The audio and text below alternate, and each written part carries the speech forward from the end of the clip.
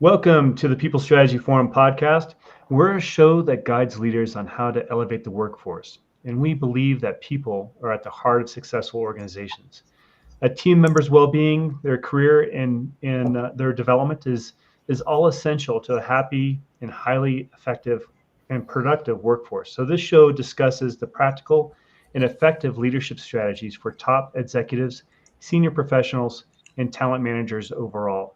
And so first, I'd like to introduce you our panel of hosts today. We have a full house. First is Howard Niswitz, and he's a seasoned compensation advisor and strategic HR consultant with over 30 years of experience. And also we have with us is Sumit Singla. And Sumit is an experienced HR consultant, global, dedicated to helping small and medium enterprises scale up across the globe with cutting edge practices and solutions. And also with us today is Shar Miller. She's a strategy skills consultant from the Strategic Thinking Institute.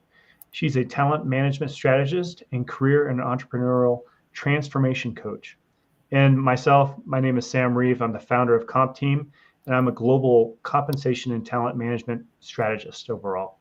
I help companies put in those programs to help them attract and retain their talent for the long term.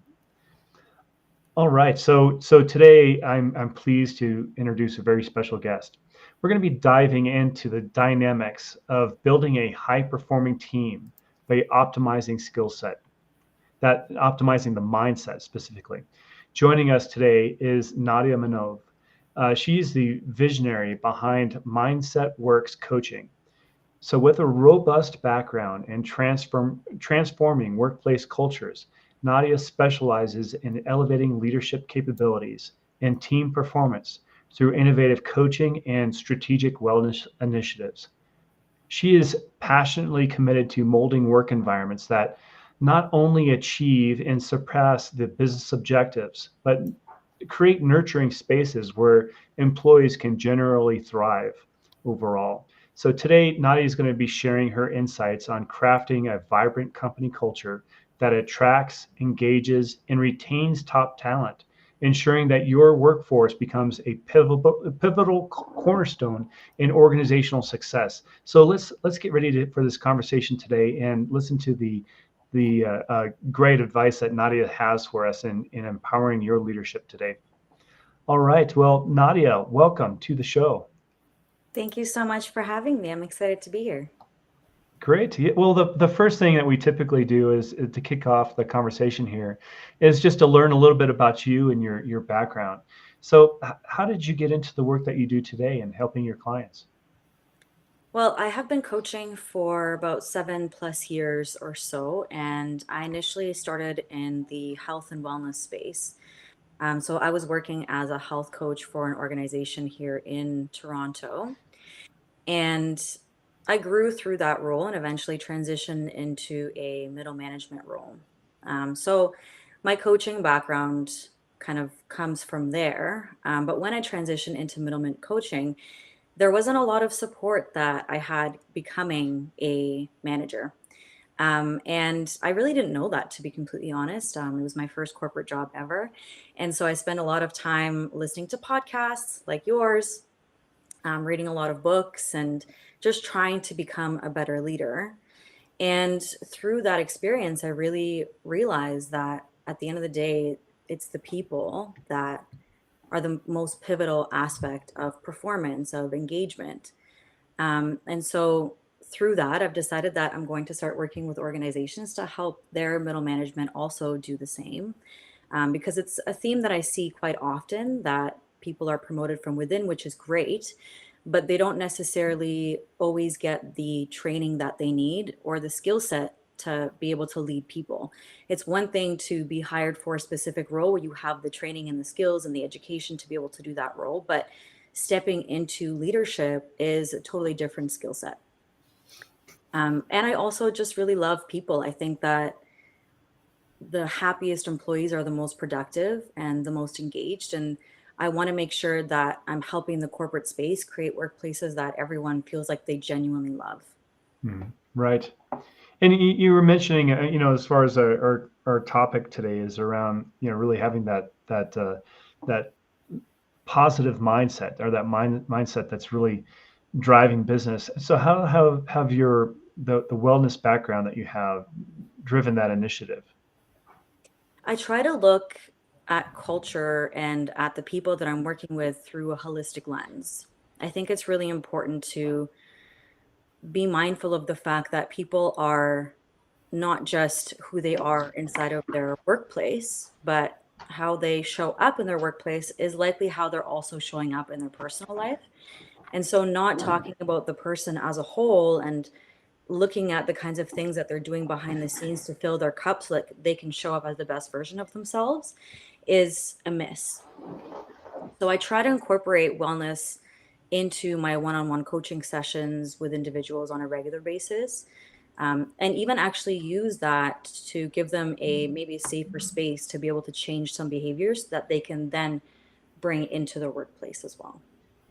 And so how much do you find that a person's practices outside of work really impacts what they're doing in work? I mean, is that strongly connected? Definitely. I think there's a big positive correlation there between how much effort they're putting into themselves and developing themselves and how they're going to show up at work. I mean, if I'll give you an example that kind of comes to mind as well. And we were chatting about this before we started today. I remember I was talking to somebody who was struggling with being a little bit of a people pleaser. So people would ask her for help with things. And even if she didn't have the bandwidth, she would still say yes and then feel stressed out or burnt out afterwards. And so I asked her, I said, "Are you one of those people that when you go to the grocery store and you're in the checkout line and they ask you to donate $2 to something, do you feel this immense guilt and have this need to explain as to why you are not going to donate? Or do you almost always donate?" And she said, "Yeah, you absolutely hit the nail on the head. How did you know?" And I was like, "Well, if it's showing up here that you're not able to say no, it's showing up in all the other ways in your life outside of work." So a really small example, but that's what we use to get her to start practicing that a little bit more. It can be scary to maybe say no to your boss, but saying no to somebody at the checkout line is a little bit of a safer space, a little bit easier. Maybe you'll never see that person again. So you get to kind of practice that outside of the workplace and then take that and maybe translate it eventually into the workplace as well. So, Shar, I'd love to hear your perspective, a woman's perspective on how culture over the years has transformed, and allowing a person to be able to be more vocal and speak up for themselves without or fear of risking their career or career progression overall. Oh, okay, sure. I have to say I'm really impressed to see kind of a movement, if you want to call it that. Not that we've not always had a movement as far as being more empowered to be stronger and not have to act like a man in the boardroom. We don't have to act like men. We and all of us are not the same. So I'm not, saying we're all exactly the same, but have a bit of more feminine energy. If I could maybe portray that, a different type of mindset, different way of communicating, and I think that that's becoming more welcome, and also maybe lending just as much as a diversity inclusion with everybody, but listening to others and not over talking one another. That's oftentimes what happens, is getting interrupted constantly, unable to get a point across, not having time to speak your mind. So I'm curious what the rest of the team thinks. Like Sumit, how do you see that? Because you and I talk a lot about cultural matters and differences in cultural as well as women. That's an interesting question, and especially in today's context. Um, I think one of the biggest pieces of news or around the hustle culture in Indian corporates that's come out today, where um, a young person just 4 months into their career at a big four consulting firm lost their life due to overwork. And it's kind of put things into perspective about how our workplaces are actually killing people. And I just discovered that the Japanese have a term for it. It's called karoshi. It means death by overwork. And there are estimates that 10,000 plus people in Japan lose their lives to overwork every year. And Wow. that's quite horrifying. So they're trying to solve for it. They're trying to create positive culture. But I think, and I could be generalizing a bit in the Asian context, I think hierarchy is to be respected, and um, people often shy away from. Um, I'll use Nadia's example. So you turn into people pleasers. You find it difficult to say no to the $2 donation, and um, end up taking way more on your plate than you can do justice to. So, how do you coach your leaders, Nadia, to really address that, to understand how to keep a balanced work life uh, by saying no and creating barriers? When it comes to adjusting some of these things with their team, I encourage them to actually have a more coaching perspective, and ask the questions. Check in with your people and actually see how they're doing and read beyond the answer, right? Like somebody can say, I'm fine, or they could say, I'm fine.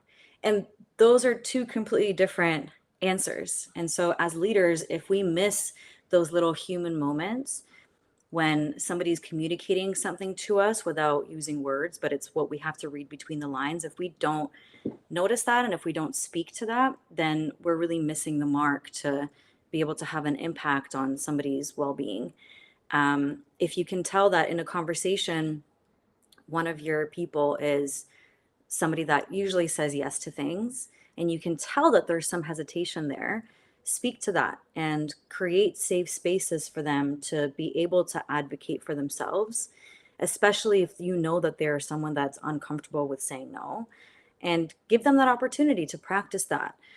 So that's one of the things that I really try to drive home is like you need to be a safe space for your people so that they can be completely honest with you about how they're feeling, if they really have bandwidth to, let's say, take something new on, if that's what you're needing them to do, and just making sure that you're really doing your best to support them in that. Well, let's talk a little bit about your framework and how you address these issues with your clients. Now, as we go into this, the showing a bit of your framework here as far as review, inspire, strengthen, and elevate. Can you tell us a little bit about this framework and how it helps your clients? So it's actually RISE. If you look at all the first letters, I did it Ah, on purpose because I like abbreviations. So RISE is a four-step process through which I usually take my clients through. So the first place I want to start is to really understand where the team is at. Um, I think one of the most important things is defining a problem before we actually go into solutions. So I spent quite a lot of time in this specific step to make sure that I'm really getting down to the root cause of why there might be some challenges with culture or if there's things that are kind of going on within the organization. And that first step consists of me doing a survey, the OCAI survey, which breaks down into four different types of culture profiles. And it gives me an idea of where the team currently is at and what they would want the culture to look like. So, current and preferred. But what I do know with culture, oftentimes, if there's already challenges, likely things like surveys have been a common practice within the organization. And often I feel people roll their eyes at things like that. So I try to take it one step further. I take the surveys, and then with every single one of the individuals that's involved in the process, I have a one on one session so I can get to know the individual behind the assessment. And I ask them questions like, what makes you proud to work here? What do you think are potential challenges? What makes your role a challenge sometimes? What do you think are some solutions for the challenges that you brought up? And I really take the time to get to know the individual. And once I've done that entire process with the team that I'm working with at the time, we move on to workshops. And one of the first workshops that I usually focus on is taking all of that data, breaking it down into a graph so they can visually see what that looks like. And I pull out specific themes. Typically, what I find is there's certain themes that I can pull out from the conversations where, people kind of feel the same way about a certain topic. And I can say, hey, without calling any specific names, 90% of you said that this is a challenge. Some of you said that you also would want to see this change. And so we go into more of like an open forum conversation where they have a chance to really be heard. And we start to break down, okay, what are the actual behaviors that contribute to the current culture? Because I think it's really easy to think about things kind of up here, and say, yeah, we should be more positive, for example. But what are the behaviors that are actually showing up? And sometimes that's difficult for people. I really have to prompt them to say, like, okay, what's the actual behavior? And once we get there, we can understand how they act. And through that process, I can also understand how they think and how they feel, which then gives me insight of what the collective mindset is, and then what the mindset is for each individual as well. And then we start to go into that. So I usually kind of personalize depending on each client, because everyone's going to be in a different place and every team is going to be in a different place. And we'll start to talk about things like, for example, above and below the line thinking, feeling, and behaving.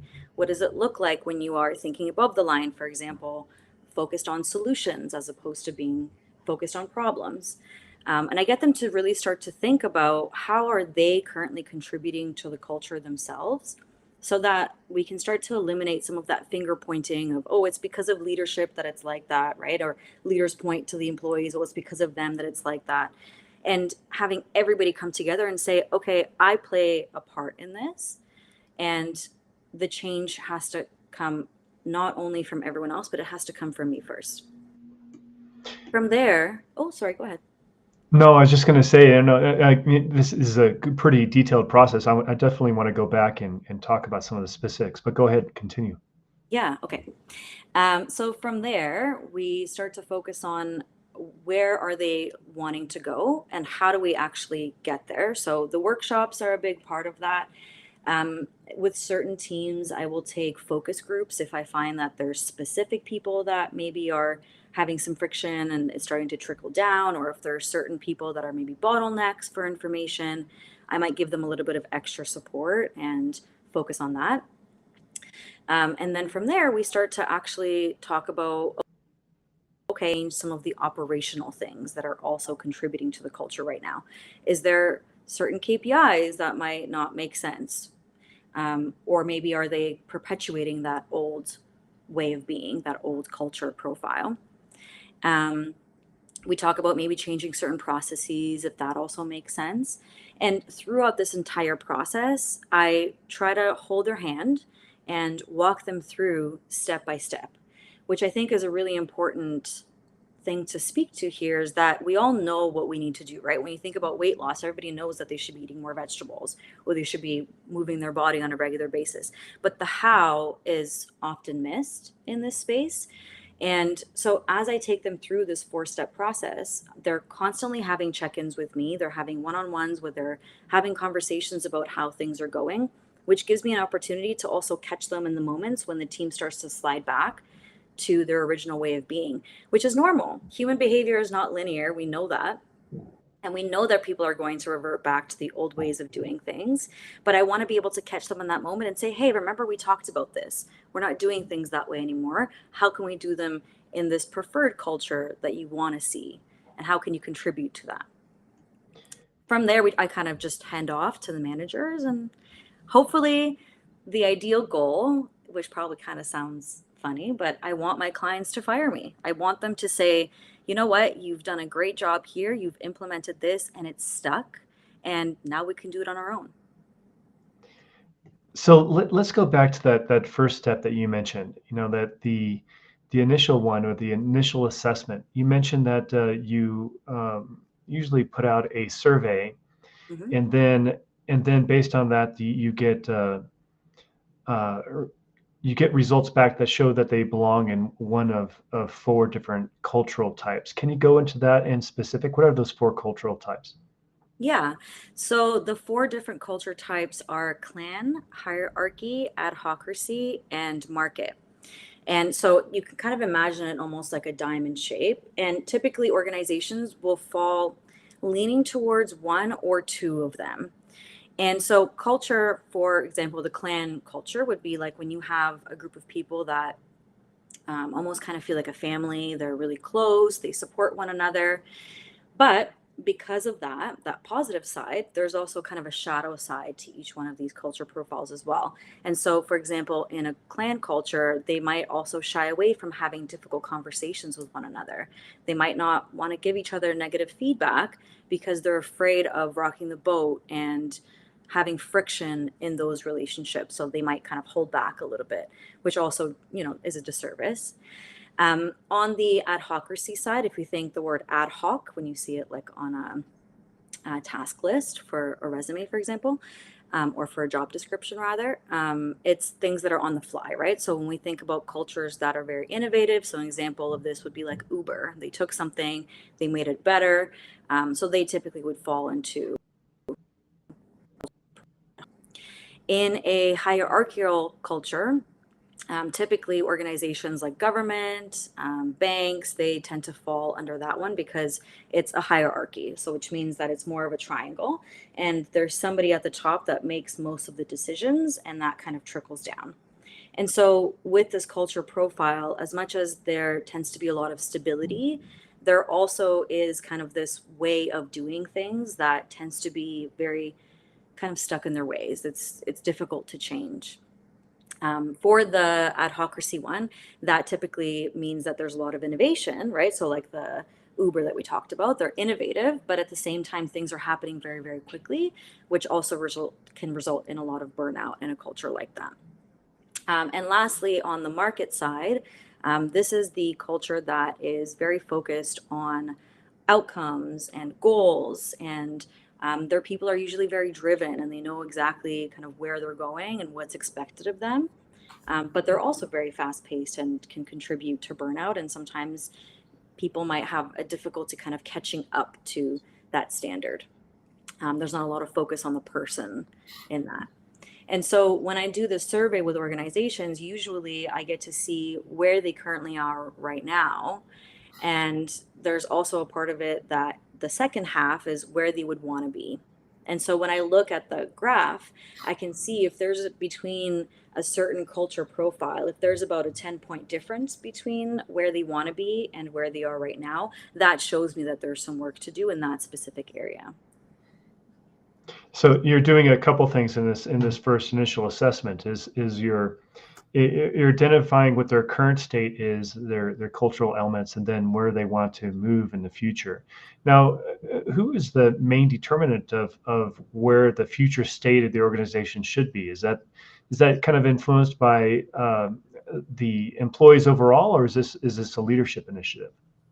This definitely has to be a collaborative effort from both sides. I think in both a leadership position and as an employee, there's information that you're not going to have access to because of your position, right? So employees might not have access to really big changes, let's say, that are happening within an organization that leaders might have access to. But leaders are not doing the same job as the employees are doing. And so they're not on the front lines, and there's certain information that they're going to be missing. And so the answer really to that is they have to come together and to be able to understand how they both contribute to the vision of the organization and then work towards helping each other get there.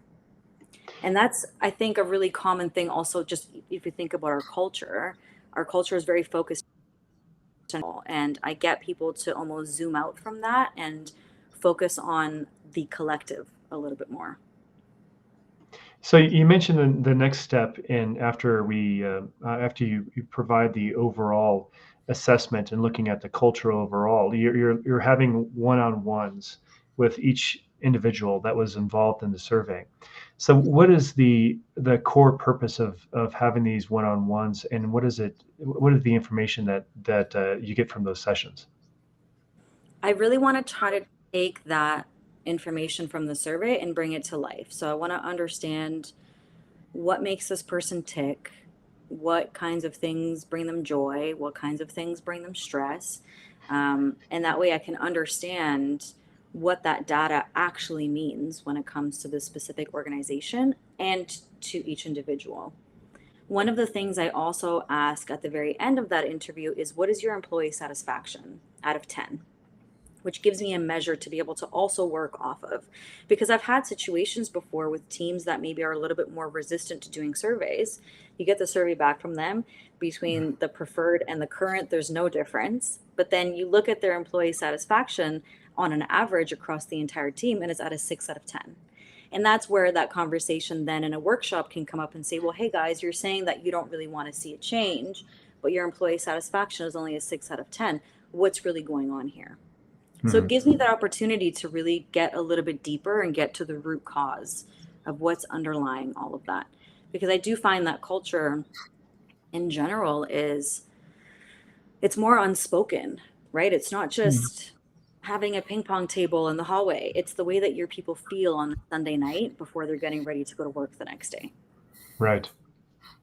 So is the overall the initial assessment that you're giving out, is that's more on the overall company culture, but do you also look at the individual and understanding what their drives and motives are?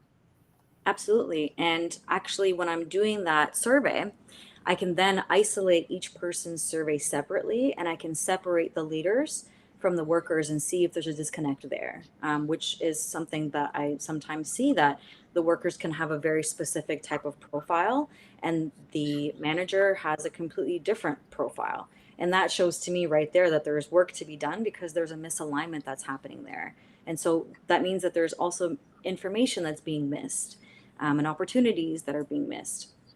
So it gives me a little bit more insight into kind of the entire picture. Mm-hmm. It has to be challenging because, everyone's personality, of course, is different. And you're trying to work with those personality differences that people, sort of innately bring to work. And then the corporate culture, which could be sometimes very different from their own beliefs, and trying to get people to see above and beyond and have purpose and meaning and how they fit in and can contribute. So it must be, I would think, very challenging at times with different groups of folks that you work with. It can be, definitely, especially when I'm working with maybe a little bit more blue collar type workers. They're the kind of people that just want to show up to work and do their job and kind of leave it there. Yeah. But what I also find is people come around pretty quickly. Within a couple of conversations, they have moments when they'll say, you know what, I wasn't sure about you at the beginning, but I can see why this is effective. And I live for the moments when people say, you know what, I never really thought about it like that before. Like that to me shows that, okay, we had a breakthrough. So yes, it's challenging, but it's also very fulfilling. And I genuinely love what I do. So when I can have an impact on somebody's life, and I know that I've, not only impacted the time that they spend at work, but also outside of work, it just warms my heart. Well, I'm very impressed that you can have that conversation and that breakthrough with maybe kind of the typecasted blue collar environment. Usually when I've been standing in the back of semi trucks, having to have that conversation 9 months or 8 months pregnant, and I'm standing there with the truck driver and trying to get the attention. And all he'd reply with is, talk to my wife. Talk to my wife. I was like, well, this is okay, this is for you, not your wife. But anyway, but yeah, it can be very challenging to have the credibility and the buy-in. I mean, maybe at the executive level, but it's really challenging at that frontline level. And also, I have something else to say. You talked about the ping pong table. I had a friend that worked in a major industry related to, let's say, satellites. I'll say it that way. And she was an executive assistant sitting outside the vice president's office with the ping pong tables. Imagine the work environment with hearing ping pong all day long. And ping pong balls probably flying into your office. Yeah, talk about a dissatisfier. So that was culturally kind of an interesting thing. So I think oftentimes employers try to do these fun things and really don't think about culturally how it's impacting, the environment. So, And maybe it's coming from a great place, right? But often Mhm. I think those decisions are also made without asking anybody, like, what do you actually want to see, right? I think we make a lot of assumptions about what we think our employees want and need, but a lot of the time we're not actually directly asking them. And when I have those conversations with them across every single industry, people just want to be appreciated, seen, and heard. So Nadia, in your next step that you have, I mean, you've gone through the overall company-wide assessment, you've done your one-on-ones, and the next thing you do is you bring people together in a workshop, right? And so what are the core things that you typically see out of that workshop? How does that go? Typically, at the beginning, people can be quite reserved. So I usually like to start with some kind of simple team building activity to just get them moving. One of the things that I really like to do is get them out of their heads and into their bodies. So I'll get them to do something that gets them to move a little bit and breaks the ice and gets them to laugh. And then we start to actually have the conversation about, well, here's what your profile comes to your culture, things that I heard across the board from you all in your one-on-ones. And then I open up the floor and I get them to start having a conversation about, okay, what are the specific behaviors that are now contributing to the culture that we've identified? And what are some of the behaviors that you want to start doing that we're not doing now that you think would bring us a little closer towards the culture that you want to see? What are the behaviors that you want to stop doing that are maybe getting in the way of achieving that culture now? And then what are the behaviors that are working right now that we want to continue doing? And usually that goes for at least an hour, hour and a half, sometimes 2 hours. Um, and again, like hesitant people at the beginning, and then over time, as the ball starts to get rolling, it's like the floodgates open and everybody starts to contribute. And you have this moment of people that might have not ever talked to each other or maybe even avoided one another now having this open dialogue and open conversation, and maybe having these moments of realization of, hey, I'm not the only one that thinks that way. um, it gives them a chance to really troubleshoot some of those challenges right then and there as well, as opposed to having those conversations behind closed doors. Um, so typically, it's a great outcome from that workshop, and I always collect feedback after I do my workshops as well. And when I ask, what is your favorite part of the workshop, almost everybody says that getting people to talk and hearing everybody contribute is their favorite part. So as you are getting into these getting people to talk and so forth, are there any common roadblocks or common things that happen that kind of get in the way of progress? Some people might be kind of hesitant to share, but I also have no problem with silence. And so when I ask a question, I will try not to fill the space. If there's silence, I will stand there and wait until somebody speaks up. And then sometimes I might call on people as well, and kind of, show them that they're part of this process and their engagement matters and that their voice matters. So that's a typical one. Usually people are quite quiet at the beginning. When it comes to other roadblocks, I think in general, having those conversations out in the open is something that maybe teams are not always used to. I think when there's challenges that come up, we tend to kind of lean into having those conversations with people that we're comfortable with. If you, let's say, made friends at work, you tend to kind of vent and have those conversations in private, but it doesn't change anything. And so I try to get things to come to the surface, but also then work towards a solution with them so that they can actually not just vent about it and then leave it there, and probably it makes them even feel worse to have gone through that. Instead, I get them to actually think one step ahead. Okay, now what can we do about that? What can you do about that? And think about it like in practical terms. How can you start changing this from tomorrow, for example? Well, that's an important piece you mentioned. Really thinking about what the next steps are. And so, upon exiting this workshop, I mean, what is the to-do list that a lot of your leaders have, and how do they really bring the culture to life? Well, through that workshop, every single person contributes to the behaviors that they're identifying that they want to stop doing, start doing, and do more of. Mhm. And I usually have leadership be involved in that conversation. So there's actually homework for both sides. The employees are expected to contribute in some way in terms of the behaviors that need to stop and start happening. And on the leadership side, they also have specific behaviors. So, for example, on the leadership side, maybe the employees want to see a little bit more recognition from them. They want them to notice the little things that happen. They maybe want to hear thank you a little bit more frequently, or maybe have activities that help recognize a job well done, especially when people are going above and beyond. But let's say on the employee side, the feedback that I might hear from leadership is not all the information is available when we're making a decision. And so, yes, we want to hear our employees and we want to gather their feedback. And there's certain things that maybe we can action on. Not everything is going to be able to be actioned on because there's certain information that they can't share. And so they might say to the employees, we would really appreciate it if when we make a decision, that we are going our, the way that is going to be best for you. And just because we didn't action on something doesn't mean that we don't care, doesn't mean that we're not hearing you.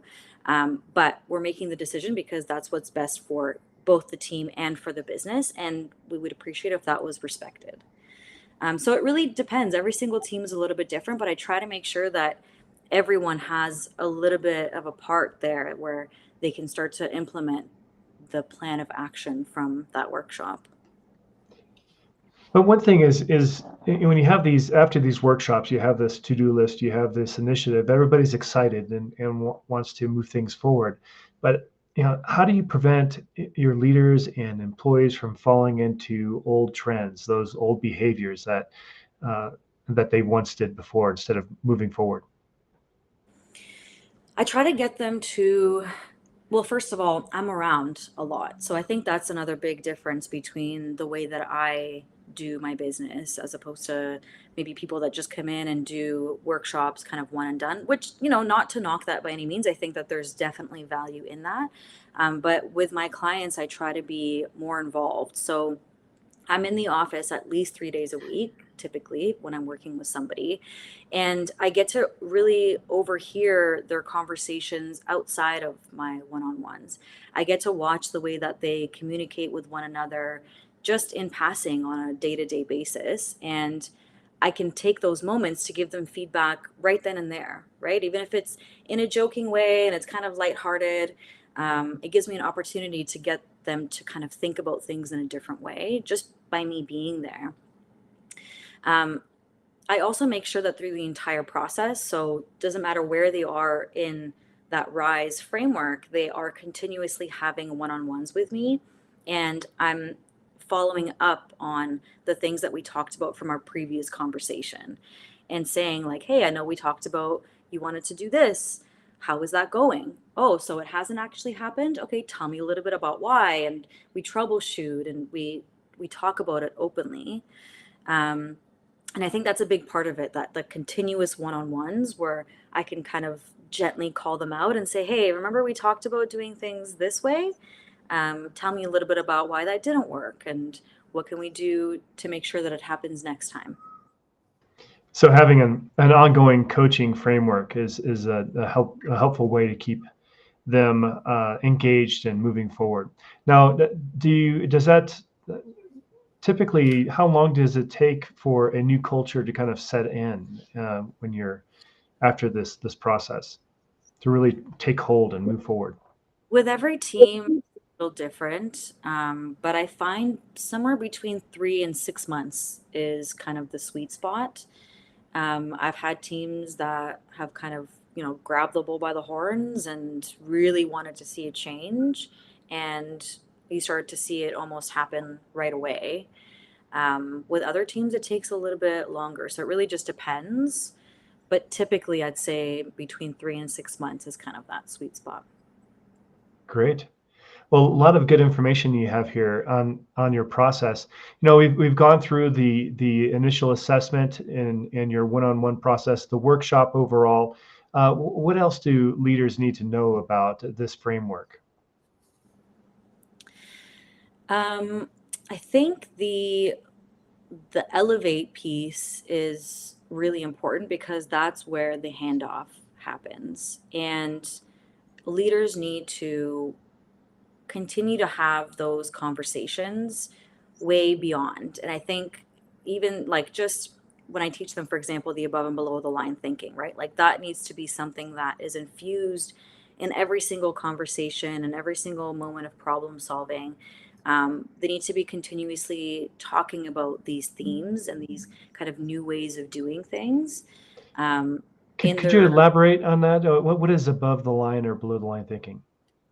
So the line is essentially choice, and above the line is when we're thinking about, let's say, thinking above the line, we might think things like, um, I have a growth mindset, so mistakes are an opportunity to learn. Whereas somebody that is maybe a little bit more below the line is looking at mistakes as failure, as I'm not good enough, which actually hinders their ability to grow. If we're thinking about feeling above the line, maybe they feel like they are part of a team and they have, this contribution to a greater whole. Whereas below the line, they might feel a little bit more kind of isolated, just focused on their own thing, where you see a lot of people kind of working in silos, where they're just focused on what's in front of them and not really thinking about the bigger picture. So just having that way of talking about having a positive attitude with being below or above the line, and maybe having a little bit more pessimistic attitude being below the line, makes it easier for them to have these conversations without needing to feel like they're talking about their feelings. um, it gives them a chance to call each other out and kind of in certain situations maybe say like, hey, you're below the line right now, what can we do to bring us up above the line? So it's just an easier framework to be able to have these conversations on a regular basis without needing to feel like you're really kind of jumping into the deep end. So it's a framework and really kind of framing a dialogue with people, ensuring that they know what we're trying to accomplish, what are the goals, and then when the mindset is not to par of what we're trying to accomplish, I guess you could say. Well, I have to just say also, I'm sorry to interrupt. I've seen in a lot of cultures, I call it the 5% in my HR career, and I call them antagonistic. So in many departments, there might be just one individual. Doesn't matter what leadership says, doesn't matter what other, high potential employees say. It has to be cut with confrontation because that's their identity. And they get reward or dopamine hit just by causing controversy and going below the line, as you say, in those kinds of conversations. So Nadia, have you really dealt with that? Because I can imagine that a lot of companies and leaders say, we have a particular department or a particular individual that is constantly stirring the pot, not feeling psychologically safe around this person, intimidates other employees. I mean, do you see that kind of pattern happening? They want you to fix that one or two people in that department? I love this question because, yes, I see it all the time where somebody is kind of labeled as like the problem child within a specific group. And what I've seen through my work is that typically the people that are labeled kind of as these bad apples are also the people that have the lowest employee satisfaction. So it kind of brings me back to that saying of like hurt people hurt people. And oftentimes nobody's really asked them, why are they behaving this way? And what are the kinds of thoughts, feelings, and mindset that is underneath those behaviors? And the focus on leadership a lot of the time is just to change the behavior itself. But the behavior, if we think like a tree, for example, the behavior is the fruit, right? But we need to get down to what the root cause is. And that is where mindset really comes in. And sometimes it could have just been a 5-minute conversation that happened like 3 years ago about somebody parking Yeah. in a spot. That could have solved everything. But because that conversation never happened, and from there, maybe things started to kind of snowball, now we've gotten to this place where they're labeled as somebody that's kind of the bad apple. Um, so I really just take the time to like really understand that person and understand why is it that maybe they're unhappy at work, and that it's coming out kind of in this way. And just really try to listen to understand, so that from there I can speak to some of those pain points. And typically the solution is actually very, very simple. I agree with you. I can imagine several of my prior employers that would definitely need your support. I've seen manager files literally on one person who was with the organization for over 30 years. And what a manager file is essentially the unofficial documentation of the behavior. When you go to the HR file, I was like, where's the corrective actions? Where's the write-ups? What's going on? But there was something festering in this particular example with this gentleman or person. I don't know what you call him today. But I learned after talking to him that he was actually very bitter about something that happened like 20 years ago or something that an executive said, or something that really impacted his work environment. He was just pissed off. And sadly, he's already had all these new managers come into place and new administrators that return over every 5 years. So it's like, why are you still mad today? And so, yeah, you're absolutely right. I agree with you. I think I was one of the first HR ladies that literally sat down and tried to figure out what is going on with you, George, whatever his name was, So those are great, great tools, and I'm sure very helpful. Yeah, I think you're really speaking to an important point there as well, of like leaders who are all over existing teams. You need to really take the time to get to know your people, because whatever you're being passed over from a past manager, that's still a perspective. Whether it's right or wrong, it's still a lens, right? Like that person is going to be seeing things through their own specific mindset, right? It's like that quote, we don't see the world as it is, we see it as we are, right? So on some level, we always bring a little piece of ourselves into everything. And so when you're getting a file that's being passed down from another manager about a specific person or about a specific team, take the time to really get to know them for yourself and understand them, so that you can make your own decisions. And you can take that and kind of combine the two and try to understand maybe some of those things, but I think it's really important not to take it at face value. Well, Nadia, we do have a question from actually the founder of TMA, one of the founders of TMA, which is the talent management assessment a tool, real powerful tool we've used a lot here at CompTeam. But his question is how do you balance your approach between the curative and preventative and amplitive during your interventions? I guess in just working with your clients. I don't know if I understand the question. Can you repeat it? So how do you balance your approach between I guess, making sure that you're preventing, or you're taking a preventive standpoint of other behaviors, and so trying to I believe move the conversation to a positive mindset or a positive intervention in your discussions with clients. When they're going to the negative side, how do you keep it positive? I mean, yeah, with every single person, it's going to be a little bit different. The one thing I really want them to understand is that I'm a safe space where they can be honest, and I'm there to help more than anything, and to be the bridge between the employee, the leadership team, and the entire organization. I always want to push everyone towards making a decision that is going to be best not only for the employees, but also for the organization. Now, with that being said, I also think that it's really important the behaviors, right? Because that's only going to go so far.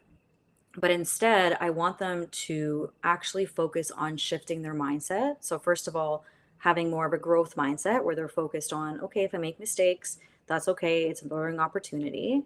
But I also want them to shift into a more kind of collective mindset. I want them to think about how is my role and what I do hindering somebody else's ability to do their job, and how is it helping? And to get everybody to start thinking from kind of that more communal perspective, which naturally I find starts to change the behavior. Hmm. And then as a result of that, people are making decisions in a different way, right? Because they start thinking in a different way, they start feeling in a different way. They're going to show up in different situations now with a completely new way of doing things.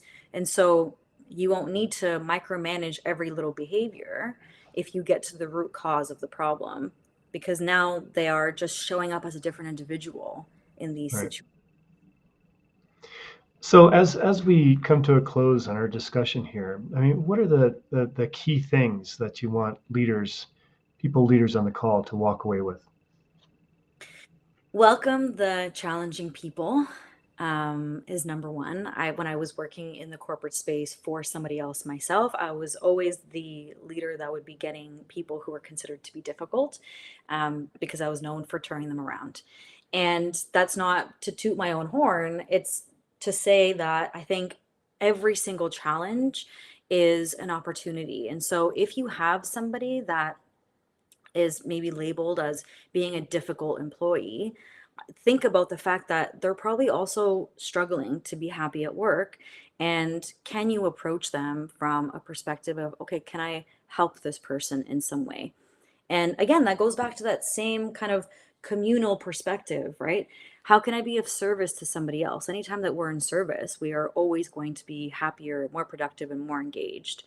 So that's one thing that I want leaders to kind of take away from this conversation. Um, the other aspect, I think, is you have to remember that it starts with you.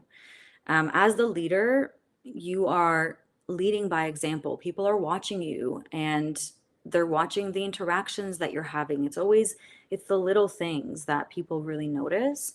And if you show them that you genuinely care about them, I think that will go a really far way to give a good foundation to culture, so that when there's challenges that come up, you have this, strong foundation, like the way you would have for a house, and it's not going to get blown over to one side or the other, where the team feels happy when things are going well and unhappy when there's challenges. But instead, create that foundation so that it's strong, and no matter what kind of comes your way, they're able to build resiliency through that. um, and then lastly, I think, and probably the most important thing here, is when you're talking to your employees, listen to understand. So if you are having a difficult conversation with someone, go into that with curiosity. Take the time to understand the human being that is standing in front of you, and really listen instead of So listen to understand instead of listening to respond. I think this is the really important piece here, because Mhm. oftentimes, especially in difficult conversations, we might be coming up with a rebuttal in our head, which means we're not actually listening. Rush, we have a lot of things in our mind that we need to get done, so we tend to kind of rush people through the conversation. Um, but those are all missed opportunities. So I really want to kind of drive that point home to leaders, is whenever you're having regular check-ins with your team, take the time to really listen, and listen beyond the words. Take the time to really understand the human being that's in front of you. Yes, yes, wise words for sure, Nadia. Thank you. Well, for our listeners out there that want to get to know you a little bit better, understand how that you can help them, what is the way that they can reach out to you? I am on Instagram, under the handle Mindset Works Inc., all one word.